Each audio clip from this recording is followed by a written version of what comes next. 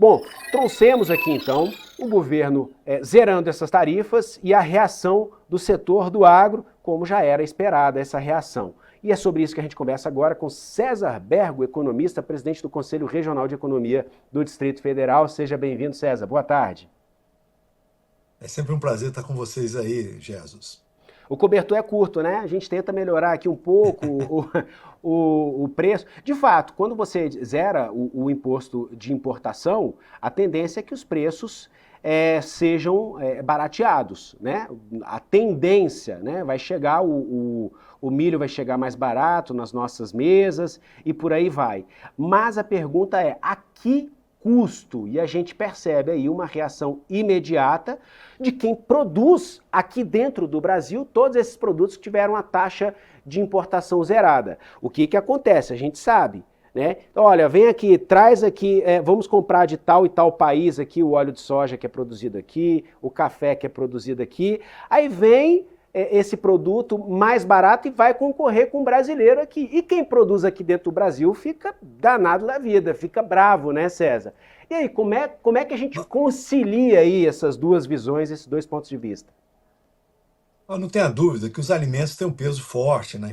E o governo tem que tomar medidas, sobretudo se fosse através de estoques reguladores, o que foi praticamente descartado. Nós tivemos aí, o deputado lembrou o caso do arroz, que foi um desastre, né? Então, para não repetir essa situação, vamos dizer o seguinte: tem produtos que estão nessa lista aí, que o Brasil é o maior produtor do mundo. Carne, milho também, o Brasil produz. Então, tinha produtos que não tem necessidade de zerar a taxa de importação, que o Brasil não importa. Então, não tenha dúvida que o azeite, por exemplo, as massas, tudo bem, o trigo, isso aí de fato tem um peso na importação. Então, tem produtos que vão ter um efeito imediato, curto prazo. Mas no longo prazo, me parece que tanto os representantes aí, dos parlamentares, quanto o representante da agricultura, estão certos, porque em determinados países, Jesus, se é tomada essa decisão, cai até o presidente, né? Porque é inusitado você baixar os impostos de importação e tendo a produção que ser incentivada. Por quê? Você incentivando a produção local, você vai aumentar a produção e vai fazer com que o preço fique mais barato. O que aconteceu no Brasil, e talvez aí a medida, foi a questão climática, né? O Brasil sofreu bastante em 2024 com as questões climáticas, então a gente podia dizer que no curto prazo essa medida poderia surtir algum efeito. Mas não tenha dúvida que foi medida provisória, vai durar 60 dias, sendo prorrogado por mais 60, e provavelmente o Congresso não vai aprovar essas medidas. Então vai durar por algum tempo. Agora, não tenha dúvida de que é muito risco para o Brasil reduzir essas taxas de importação em função da concorrência com os produtos nacionais, como foi bem colocado aí pelos representantes do agronegócio. Agora, de qualquer forma, a gente vê no médio e longo prazo que é uma medida ineficaz, não tenha dúvida. O que vai fazer efeito é outra medida que saiu junto, que é a questão do financiamento da safra. Isso aí realmente ajuda o produtor local, faz com que ele possa produzir com qualidade e quantidade, não tenha dúvida, Gésios. César, qual seria a alternativa, além dessa medida de aumentar a linha ou as linhas de financiamento para o agro? No curto prazo, você tem essa medida da redução de imposto, mas deve ser mais pontual. Você tem que analisar exatamente a cadeia produtiva do agro e verificar, por exemplo, que milho, carne, o Brasil é altamente produtor. Inclusive, essas taxas que o próprio governo americano está adotando pode impactar de forma que vai haver mais oferta desses produtos aqui, sobretudo essas commodities, né? Que é está verificando ultimamente. Então, não tenha dúvida de que trata-se de uma medida, na minha visão, um pouco precipitada, sobretudo em função da safra que está por vir aí.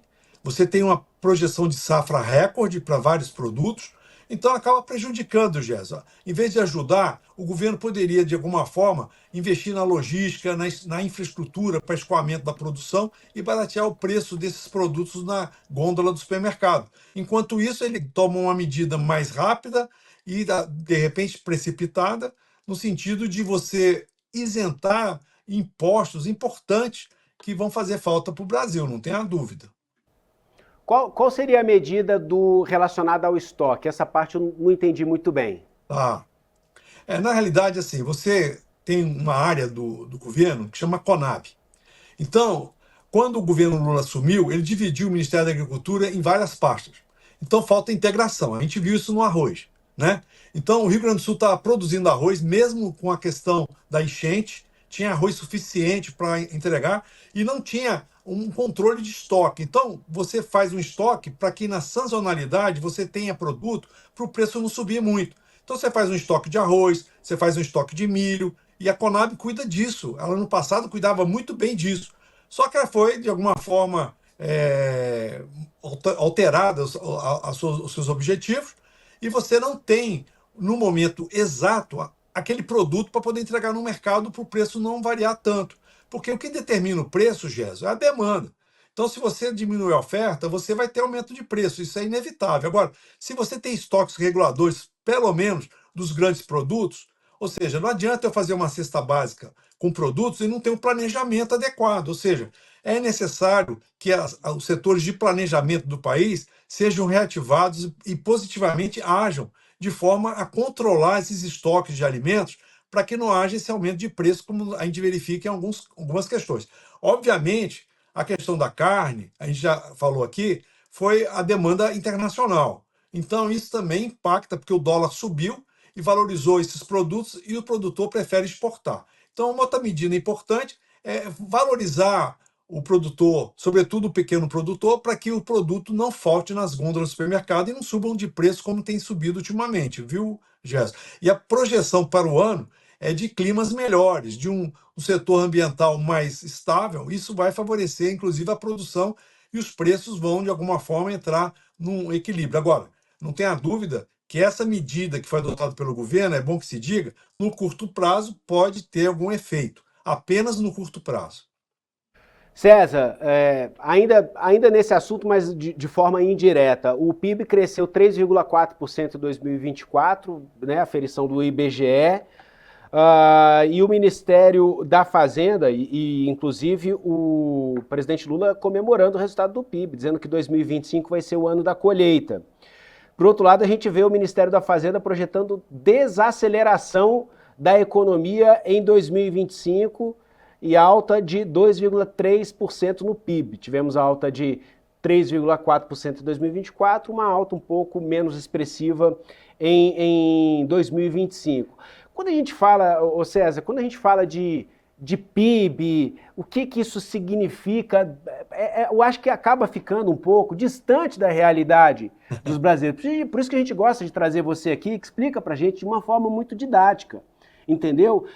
Para a gente pegar e tentar explicar isso daqui para quem nos assiste, para os brasileiros de forma geral. Olha, o PIB cresce 3,4% em 2024 e vai crescer 2,3% em 2025. Desaceleração da economia, diz o Ministério da Fazenda, e Lula comemorando o resultado do PIB. Assim, explica pra gente o que isso Então, interfere na nossa vida, César. olha, na verdade, assim, quando você tem um PIB robusto, que vem crescendo, e 3,4 de PIB significa que o Brasil cresceu acima da média mundial. Então, tem dois aspectos a ser considerado. Primeiro, a visão que o mundo tem do Brasil. Isso traz mais investimento, trazendo mais investimentos, você vai ter mais geração de emprego, mais negócio, mais atividade econômica. Então, o mundo olha muito isso para ver um país que está próspero, que está crescendo para fazer investimento. Esse aí é o aspecto internacional. No aspecto local, quanto maior o PIB, e aí você tem a questão da população, não quer dizer que a população melhora, porque pode ter muita desigualdade, como nós temos no Brasil, então os mais ricos ficam mais ricos e os mais pobres. Então, é necessário um trabalho de política social que equilibre um pouco esse jogo aí em favor dos mais pobres. Um PIB forte significa que o país está produzindo muito mais. Então, em 2024, nós tivemos o setor de serviços, o setor de indústria, a parte de consumo muito forte.